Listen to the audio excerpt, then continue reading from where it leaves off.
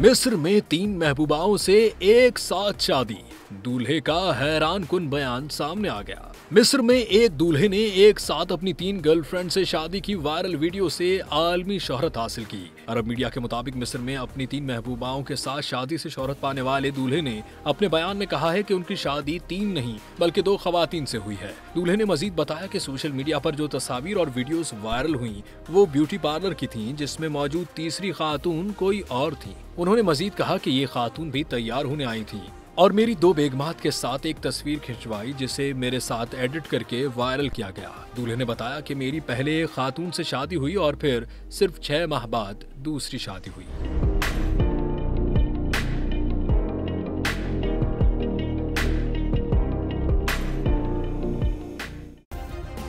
Subscribe करें और bell दबाएं ताकि कोई खबर रह न जाए।